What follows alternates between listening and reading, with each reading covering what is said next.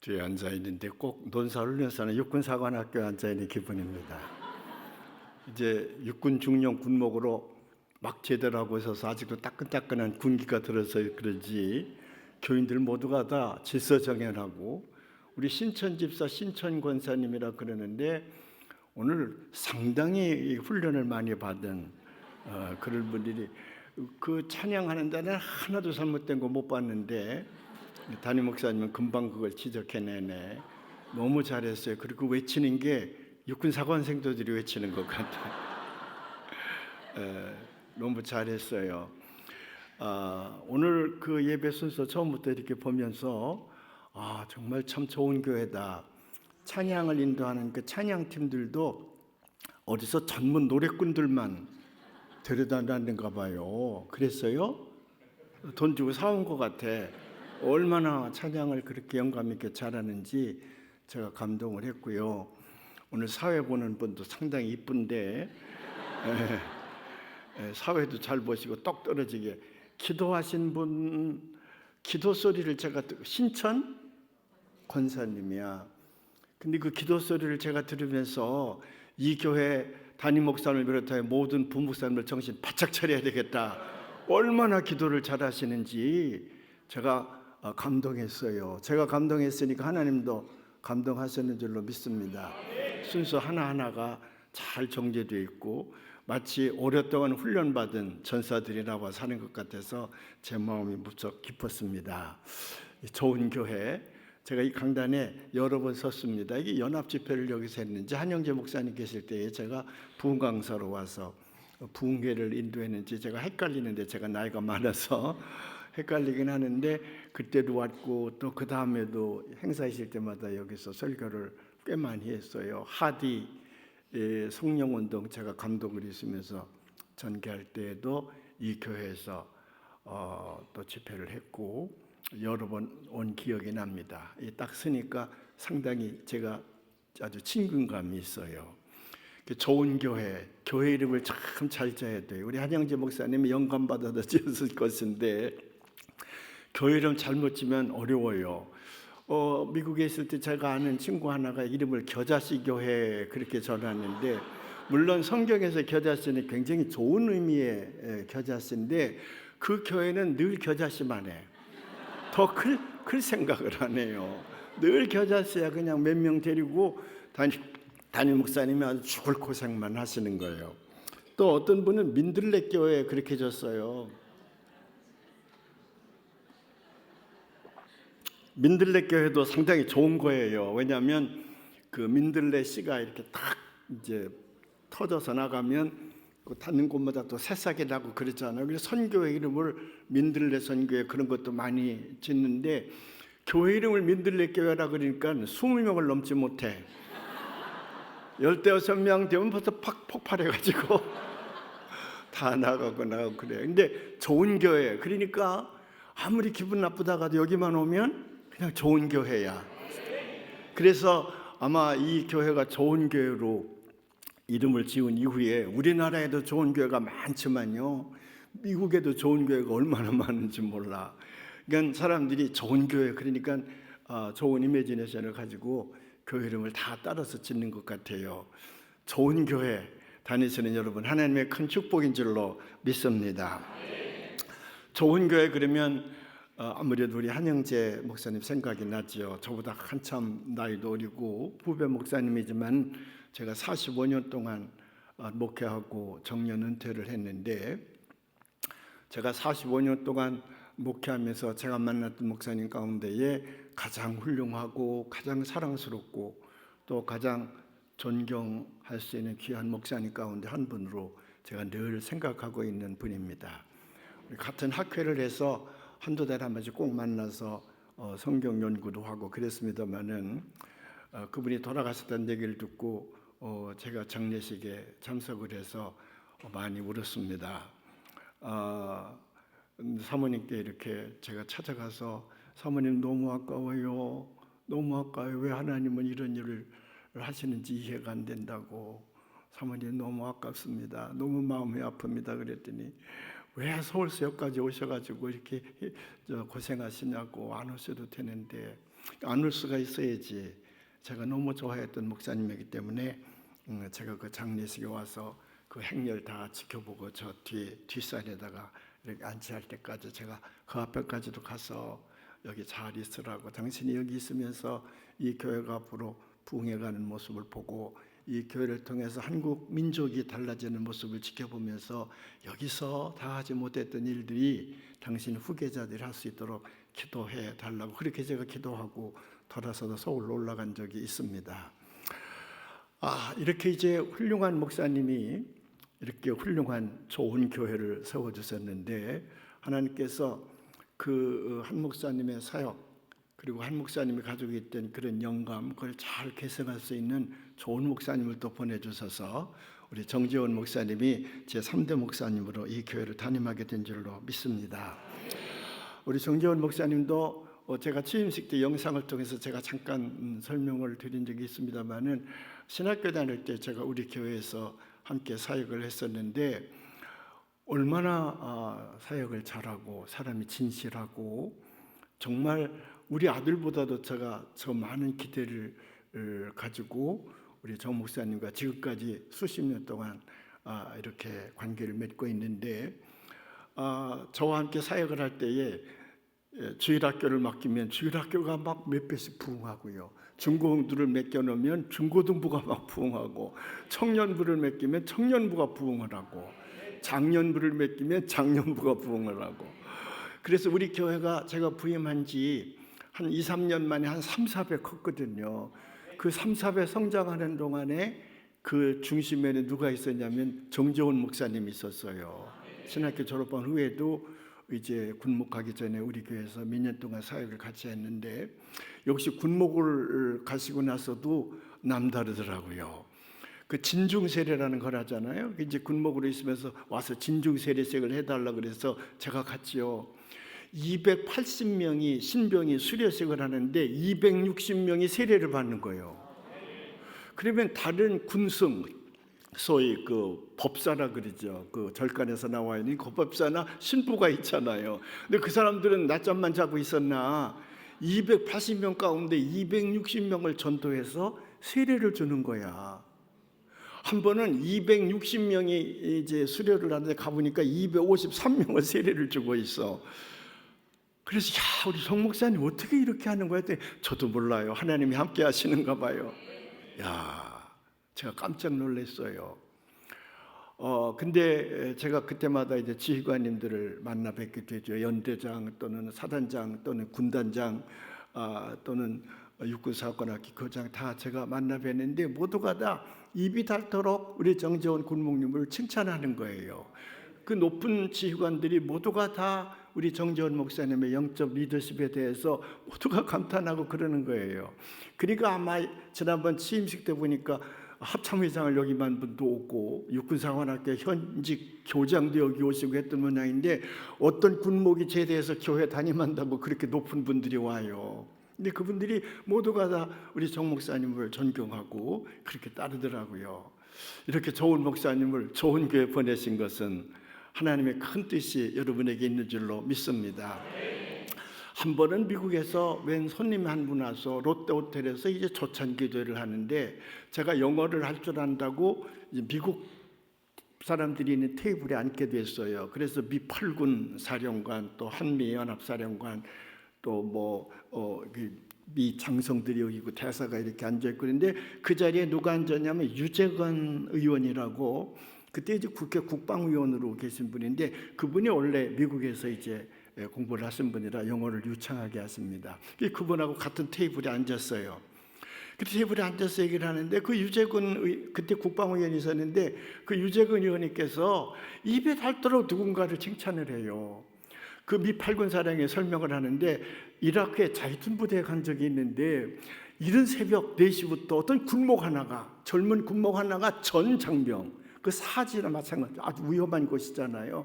전 장병을 양손에 딱 쥐고 사기를 북돋우는데, 밤에 취침나팔이 불 때까지 그 지휘관에 의해서 자이툰 부대가 움직이는 게 아니라 군목님에 의해서 자이툰 부대가 움직이더라는 거야. 제가 그분이 장로님이거든요. 저기 온누리교회 장로님이가 그랬는데 너무 자기가 감동했고 너무 흐뭇했다고 그런 얘기를 하니까 미팔군 사령을 했다. 그러냐, 우리 미팔군에도 그런 군복이 있어야 되는데 한번 만나고 싶다 그래요. 그래 제가 이렇게 했더니 목사님, 제가 감리교 목사님이죠? 예, 제가 감리교 목사님 했더니 그 군목님이 감리교 군목님이라고. 그게 누구예요? 했더니 정재원 군목님이라 그랬죠.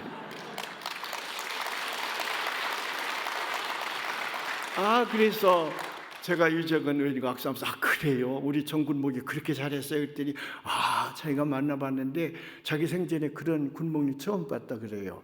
그분이 살아계셨으면 제가 오늘 유재근 의원님 모시고 오는 건데 어떻게 갑자기 지난해에 하늘나라로 가셨어요. 그 건강하셨던 분인데 어떻게 심정지가 오셨는지 갑자기 가시게 돼서 참 아쉽습니다. 아마 그분이 살아계셨으면 늘 여기 자주 오셨을 겁니다. 그만큼 이제 존경받는 훌륭한 목사님인데 하나님께서 좋은 교회로 보내신 줄로 믿습니다. 또 좋은 교회 담임 목사님으로 우리 정재원 목사님을 모시게 된 여기 장로님들 하나님이 함께 하신 줄로 믿습니다. 아마 제일 일생 가운데 잘했다 그렇게 칭찬받을 만한 일들을 하셨고, 또 여기 여러분들께서 이렇게 기쁜 마음으로 이렇게 모시고 이 좋은 교회의 새 역사를 이끌어가게 된 것 하나님의 크신 축복인 줄로 믿습니다. 여러분에게 하나님께서 큰 축복을 나리워 주신 줄로 믿습니다. 하나님 앞에 감사의 박수를 한번 하십시다. 고맙습니다.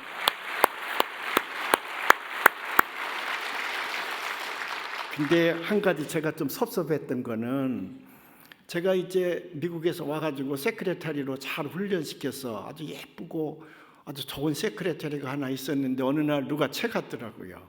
그게 여기 정재원 목사님 사모님이야.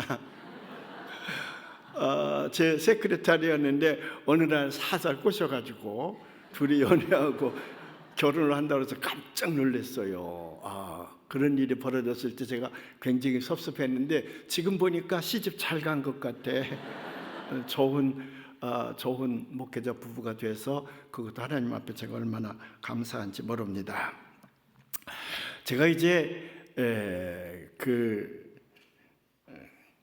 금년 나이가 8순이거든요.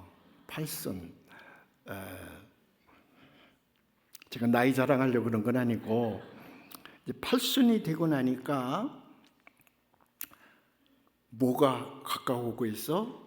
죽음이 가까워오고 있는 거예요. 그래서 연세대학교 세브란스 병원의 암병동에 가면 벽에다 써있는 글귀 하나가 있습니다. 살아온 날들에 비해 앞으로 살 날이 턱없이 모자라지만 오늘도 나는 살아온 날들 가운데서 가장 행복한 날로 보내리라, 그런 글귀가 있어요. 살아온 날들에 비해서 살아갈 날들이 턱없이 모자라지만 그 얘기는 얼마 안 남았다는 거거든요.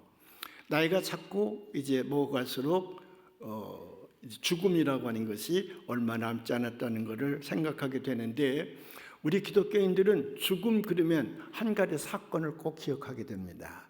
죽음, 우리 기독교인들이 죽음과 더불어서 꼭 기억하는 사건은 뭐냐면 죽음을 통해서 우리는 하나님을 만날 거라는 거야. 하나님 앞에 내가 설 거라는 거지요. 그동안에는 우리가 하나님 만나 뵙기를 얼마나 원합니까? 직접 얼굴과 얼굴을 맞대고 하나님을 만났으면 좋겠는데 그 하나님을 만나지 못해서 내가 천국 가면 그 하나님을 만날 거라고 하는 기쁨이 있지요. 소망이 있지요. 그러니까 이제 곧 하나님을 만나게 될 것이라 그런 생각을 하게 되는데, 이제 그 하나님을 만나게 될 거라 그러면 금방 또 생각나는 게, 그 하나님을 만났을 때 나는 하나님께 뭘 보여드려야 될까? 내가 하나님 앞에 섰을 때 하나님 앞에 내놓을 만한 게 뭘까? 하나님이 기뻐하시는 선물을 내가 드려야 되는데 하나님 앞에 어떤 선물을 보여드릴까? 그런 생각을 하게 되는 거예요. 근데 죽음은 우리에게 분명한 희망을 주는 것인데, 우리 기독교인들은 죽음은 굉장한 희망이에요. 거긴 근심도 없고 걱정도 없고 눈물도 없고 아픔도 없다 그랬잖아. 우리에게 가장 큰 희망인데, 그 희망 앞에 딱 다가오는 문제가 뭐냐면, 그렇게 우리에게 희망의 세계로 들어가는 그 순간 하나님 앞에 나는 뭘 내 보여드릴까 하는 거예요. 근데 사도 바울은 성경에 보면 우리가 이제 신학적인 말로는 종말론적인 삶을 살아야 된다. 오늘 하나님이 내가 부른다 할지라도 기쁜 마음으로 달려가서 하나님 앞에 서야 되겠다. 우리가 그렇게 살아야 된다는 거지, 종말론적인 삶을 살아야 된다, 우리는 늘 그렇게 얘기는 해요. 왜? 천국이 너무 좋은 곳이기 때문에 오늘 저녁 가도 우리는 슬프지 않아. 그래도 여러분, 오늘 저녁에 천국 가서 손 들어봐요. 그러면 내가 뭐 전 세계를 다니고 설교하고 다니는데 아무도 없더라고. 이 세상에 좀 사는 게 괴로워도 좀 더 살고 싶다는 거야. 근데 좀 더 살고 싶다고 하는 것은 생명의 연장만을 의미하는 건 아니에요. 내가 좀 더 살고 싶은 건 뭐냐면 내가 조금 더 살아서 하나님에게 더 좋은 선물을 좀 준비해야 되겠다, 그런 마음이 우리 기독교인들에겐 있는 거거든요.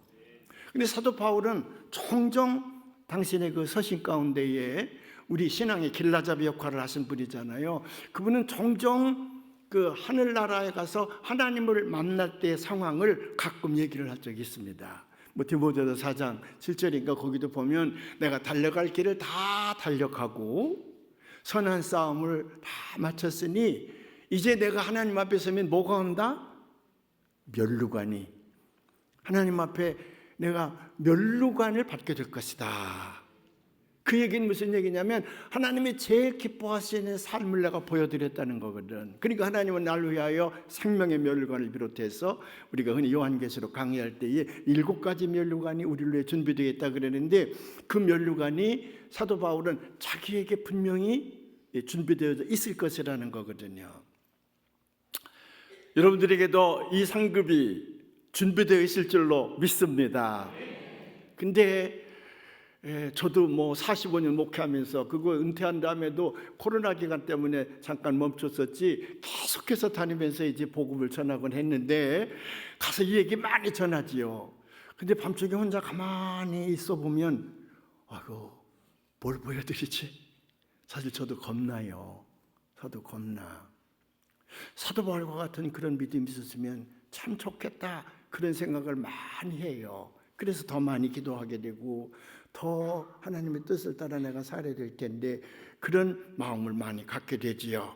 오늘 우리가 봉독한 말씀도 그런 말씀이거든요.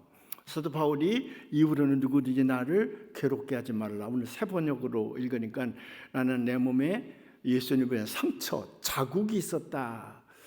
근데 새 번역에 다 좋긴 한데 이럴 때는 조금 그 단어가 어색해. 자국, 물론 순수한 우리 한국말이긴 하지만 뭔가 조금 거룩해 보이지가 않아. 그 자국, 그러니까 좀 거룩해 보이지가 않아. 흔적이라는 말인데 영어로는 mark라고 그럽니다. mark. 우리가 마크 그리죠. 히라보로는 스티그마타라 그래. 스티그마타. 나는 내 몸에 예수의 흔적을 가졌노라. 오늘 우리가 봉독한 말씀인데 오늘 말씀 가운데 키워드는 바로 이 흔적이란 말입니다. 스티그마타란 말이에요. 다른 말로 얘기하면 내가 하나님 앞에 갔을 때에 내가 주님을 위하여 이런 삶에 주님을 위한 이런 흔적을 내가 가지고 있습니다 라고 자신 있게 보여드릴 수 있는 그런 것들을 우리로 하여금 생각나게 한다, 그 말이지요. 그래서 제가 이제 미국에서 유학할 때에 루터란 신학교 가서 공부를 한 적이 있는데 거기 닥터 지겔이라고 하는 독일의 유명한 성서학자인데 이 말씀은 우리가 3가지로 해석을 해야 된다. 첫째는 뭐냐? 이걸 실증적 해석이라, realistic interpretation이라 그러는데 실증적 해석이라. 사도 바울이 이 말을 쓸 적에는 자기 눈으로 확인한 것이 있었습니다. 그게 뭐냐면 그 당시에 짐승들, 말이라든지 소라든지 그런 것들을 내 것이라고 표시하기 위하여 말 엉덩이나 또는 소 엉덩이에다가 인두로 찢었습니다. 그걸 우리 말로는 주기라고 그러는데 그 주기를 해놓고 누구든지 이 소를 잡아먹기 전에는 어디를 가도 이건 내 소인 것을 사람들에게 보여주는 거지요. 이런 것을 보기도 했고 또 당시에는 신전들, 그 히랍 신화에 나오는 수많은 신의 신전들이 갈레리아 지방이나 그런 그리스 지방 많이 있었거든요. 그 신전들에 가면 신전에서 일하는 사람들, 뭐 제우스시면 제우스신 그 신전에서 일하는 사람들이 대개는 맞박이나 아니면 팔에다가 문신을 새겼습니다. 그래서 이거는 어떤 신전에서 일하는 사람들, 그 신을 배신하지 못하게. 또 그때는 부족 국가이기 때문에 부족과 부족 간에 군사들을 많이 거느리고 있었는데 그 군인들 팔뚝에다가도 그런 문신을 새겨서 이 사람은 어느 부족의 군인이라고 하는 것을 보여주기 위함이죠.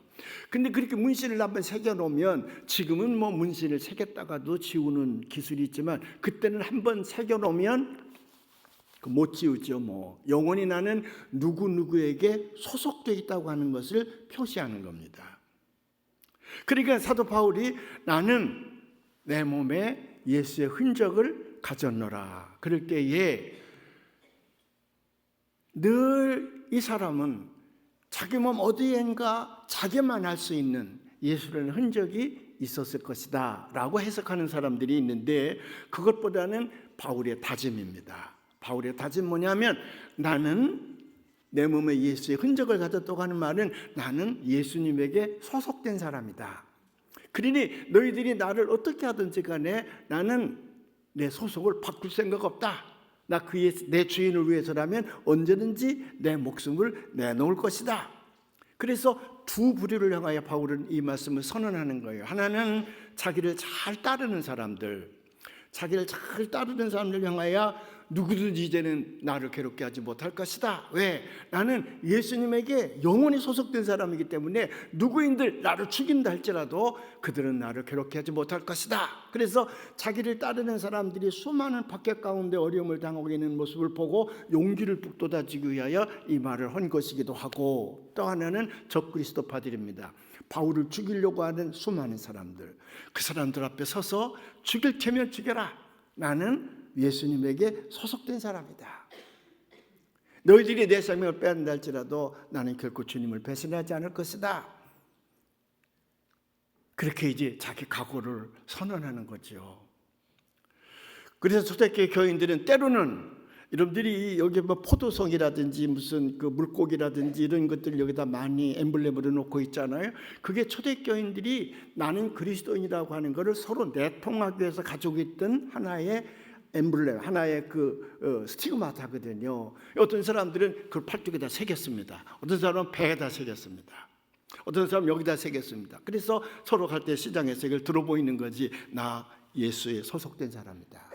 그래서 그렇게 그걸 보여주면 동지인 줄 알고 그 동지를 위해서는 서로가 자기 생명을 아끼지 아니하고 함께하는 거지요. 그래서 사도 바울은 나는 내 몸에 예수의 흔적을 가졌노라. 너희들이 내 생명을 빼앗는다 할지라도 나는 결코 예수를 배신하지 않을 것이다 라는 거예요. 근데 이제 이 말씀을 지금까지 우리 기독교인들은 다 마음에 가지고 있긴 합니다만은, 그러나 자꾸 세월이 가고 세상에 자꾸 변화될수록 우리 기독교인들이 자꾸 예수님의 흔적을 우리의 삶 속에서 자꾸 지우려고 하는 경향이 있어요. 근데 이 시대 사람만 있었던 건 아니야. 예수님 때도 그랬습니다. 예수님께서 앉은 베개를 이렇게 세웁니다. 문둥병자를 고칩니다. 귀신 든 자를 내쫓습니다. 죽은 자를 살립니다. 그러니까 군중들이 수없이 따랐지요. 뭐 주여 주여 주여 그러면서 얼마나 군중들이 많이 따랐어요. 근데 요한복음 6장에 보면 예수님께서 그런 많은 기사 이적을 행한 다음에 제자들을 모아놓고, 그리고 그 따르는 아주 코어 그룹이죠. 그 사람들을 모아놓고, 그러나 나는 머지않아 붙들려서 십자가에서 내가 죽게 될 것이다. 그랬더니 모든 사람들이 물러가고, turn back, 히라브로는 오미고 그랬어요. 다 자기들이 있던 곳으로 물러갔다는 거야. 그리고 제자들만 남았습니다. 그때 예수님 마음은 어땠을까? 그렇게 주여 주여 따르던 그 많은 사람들, 자기가 그 많은 육체의 질병, 정신적 질병까지도 다 고쳐줬는데 그 사람들이 물러가게 될 때에 얼마나 마음이 아팠을까? 그래서 제자들에게 너희도 가려느냐 물어요. 그랬더니 베드로가 딱 앞에 나서면서 생명의 말씀이 여기 있는데 내가 어디를 가리까? 나는 죽어도 주님을 떠나지는 않을 것입니다. 그때에 그 말이라도 예수님은 얼마나 흐뭇하셨겠어. 그러나 속으로는 너는 그래도 모자라 나를 배신할 날이 올 것이다. 결국 베드로도 조그만 계집아이 요정 하나가 너 갈릴리 사람 아니냐 그러니까 아니라고. 두 번째 물어요. 난 저 사람 모른다고. 세 번째 물어요. 예수님을 저주합니다. 그래서 그가 나중에 그 겟세마네 동산에 가서 얼마나 울어요. 얼마나 울어. 그런 과정을 거쳐서 나중에 베드로는 결국 십자가에 거꾸로 못 박히고 돌아가셨다 그러던가. 내가 잘 모르긴 하도 은퇴한 지가 오래돼가지고. 이게 이제 실증적 해석이라는 거지. 두 번째로는 신비적 mystical interpretation입니다. 신비적 해석이에요. 여러분, 신앙이라고 하는 거는요, 우리가 살고 있는 이 상식적인 거, 이렇게 경험적인 거, 이렇게 학문적인 거, 우리의 이성으로 이해되어지는 세계 안에서 일어나는 것만이 아닙니다. 신앙이라고 하는 것은 우리의 이성과 우리의 경험과 우리의 상식과 우리의 과학을 뛰어넘은 초자연적 세계 속에서 일어나는 사건이에요.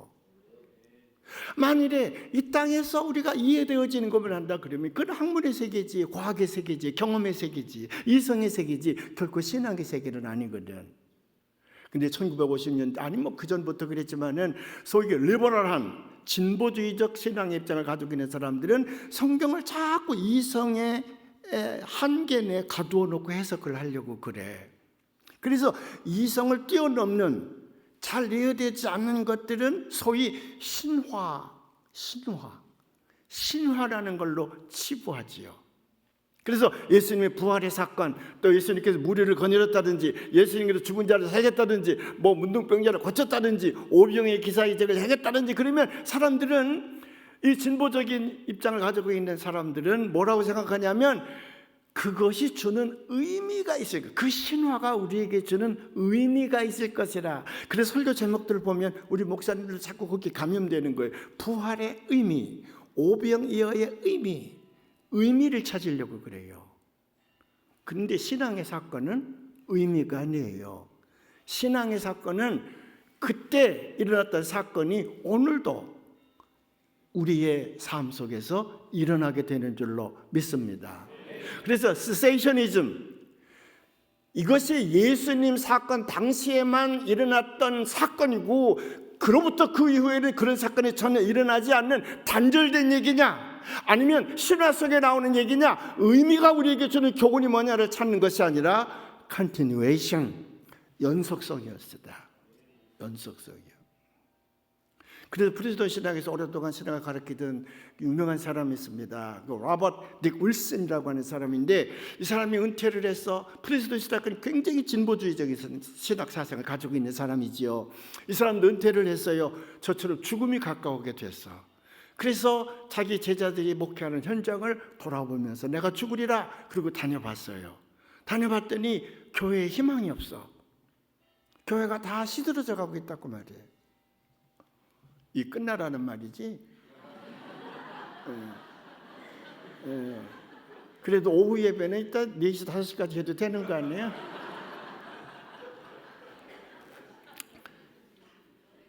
그 다녀봤더니 소위 교회, 믿음의 공동체지요.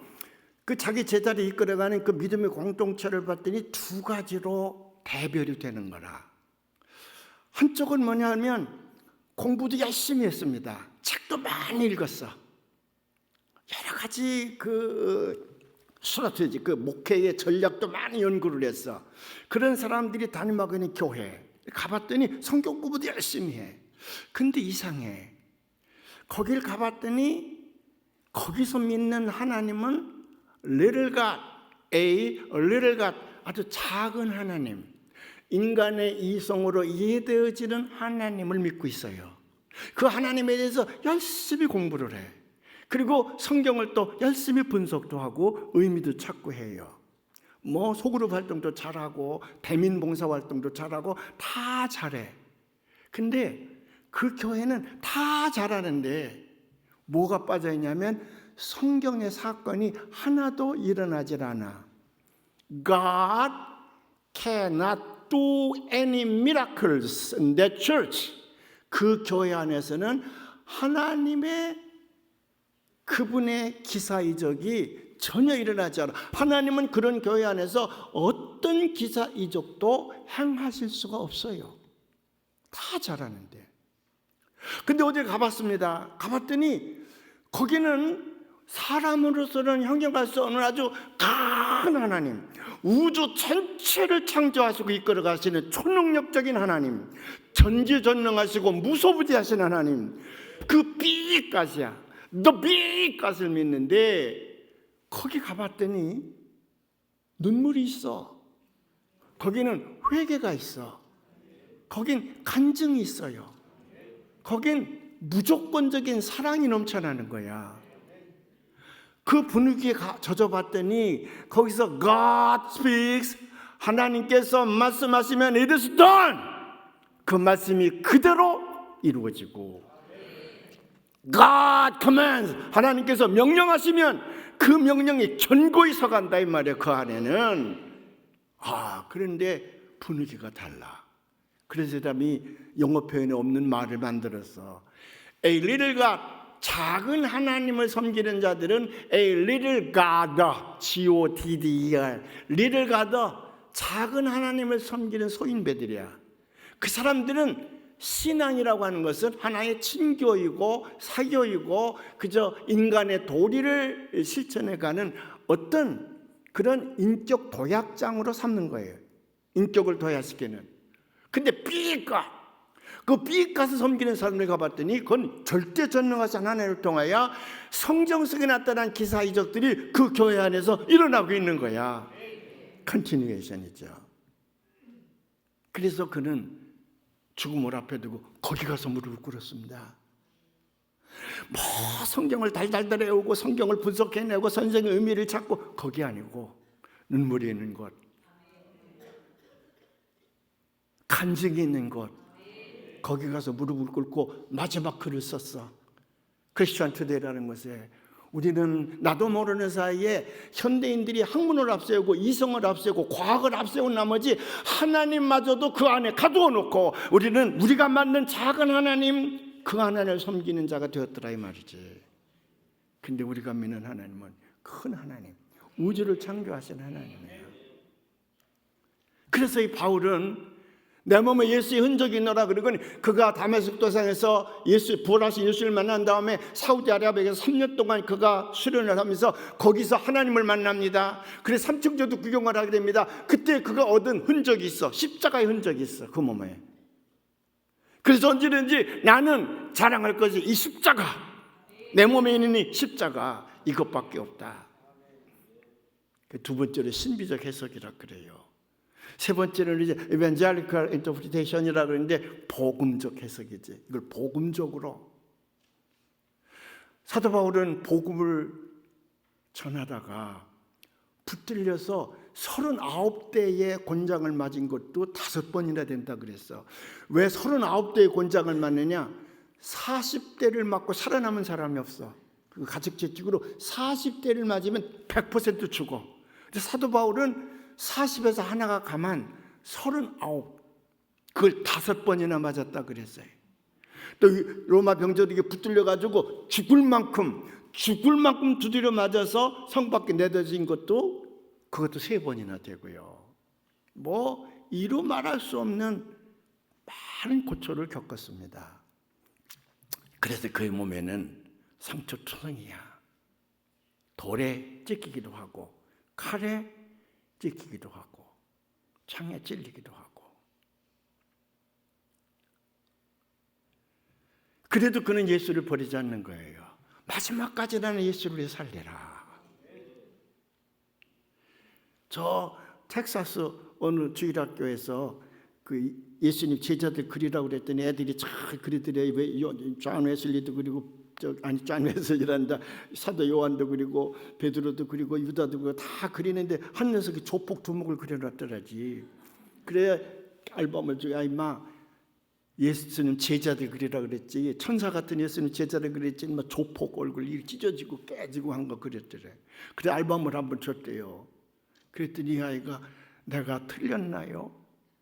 그러면서 지금 제가 말씀드렸던 그렇게 39번의 권장을 맞은 것이 몇 번이요, 뭐가 몇 번이요 이렇게 맞았더라면 아마 그 몸에 성한 것이 없을 것 같아서, 그래서 내가 그걸 그렸는데 제가 성경을 잘못 이해했나요? 그 주일학 선생님이 깜짝 놀라가지고요. 그래서 그를 끌어안고 울었다는 거 아니야. 그래서 그가 그 체험을 타임즈라고 하는 곳에 1980년대에 적었어요. 나는 이렇게 부끄러운 주일학교 교사였다. 부끄러운 교사였다. 나는 내 몸에 주님을 위해서 어떤 흔적을 가지고 있을까? 제가 아프리카 이제 감독을 했을 적에 그 선교사들을 이제 격려하기 위해서 아프리카를 한번 간 적이 있는데, 우리를 안내하는 분이 선교사인데 잘생겼어요. 그 사람도 뭐 이만큼은 안 생겼지만 그래도 굉장히 잘생겼어. 왜 우리가 남자들이 왜 여자를 쭉쭉 빡빡 그러잖아요. 아주 미인이요. 38인가. 근데 이뻐요. 잘생겼어요. 근데 이 사람이 주일날 5번을 예배를 본데 2명을 놓고 예배를 보고 1시간 걸어가서 또 3명을 놓고 예배를 보고 또 2시간 걸어가서 이렇게 저녁 때까지 5번 내지 6번을 예배를 본대. 가다 보면 사자도 만날 때도 있고 뭐 또 흑인 뭐 조폭들도 만날 때도 있고 생명의 위협을 많이 느낀다 그래. 그래서 제가 이따가 여보, 당신은 여기 안 오고 당신 같은 연약한 여자들은 한국에서 선교를 해도 되지 꼭 뭐 흑인 사람들에게 전도해야 돼. 왜 위험한 일을 자초하려고 그래? 한국 가면 당신 뭐 한국에서 여자 목사도 될 수가 있고 얼마나 한국 가면 선교할 때가 많은데 한국 사람들이 예수하면서 얼마나 많은데 왜 여기서 이런 위험한 짓을 하냐고 제가 막 야단을 쳤지. 그랬더니 한참 듣더니 감독님 제 소원이 있어요. 그래서 뭐야? 내가 도와줄 일 있으면 도와줄 테니까 먼저 얘기하라고. 그래서 뭐 신학교를 가고 싶다든지 뭐 그런 거 하는 줄 알았지. 아니면 중매를 해달라고 그런다든지 뭐 이런 거 얘기하는 줄 알고 그래 얘기해 뭐야 그랬더니 나는 순교자 명단에 내 이름이 기록되는 것이 제 소원입니다. 그래요. 그래 그 선교사를 꼭 붙들고 당신은 정말 나를 부끄럽게 한다고. 내가 당신 앞에 무릎을 꿇고 싶다 그랬어. 내가 나이 많은 목사지만 당신들 관리하고 당신들을 훈련시키고 당신들 돕기 위해서 여기 왔는데 난 당신 앞에 무릎을 꿇고 싶다고. 오늘 38분이 이제 새 임직을 맡으시는데 집사님이 25명이요. 신청 권사님이 13분이라 그러는데 교회 안에서의 이 직임을 우리가 성직이라 그러죠. 성직. 근데 저 세상에서의 모든 직분은 다 출세했다고 그럴 때 이게 붙여지는 것들인데 그것들은 다 섬김을 받으려고 하는 것들이거든. 근데 교회 안에서의 이 모든 직분들은 다 섬기려고 하는 것들이요. 최소한도는 이렇게 섬겨야 된다. 그래서 옛날에는 권사는 30명, 장로는 50명마다 하나씩 세운다. 그 말은 바꿔 얘기하면 다는 못생겨도 그만큼은 섬겨라. 그런 의미도 있는 거거든요. 이걸 그래서 serving ministry라 그러지.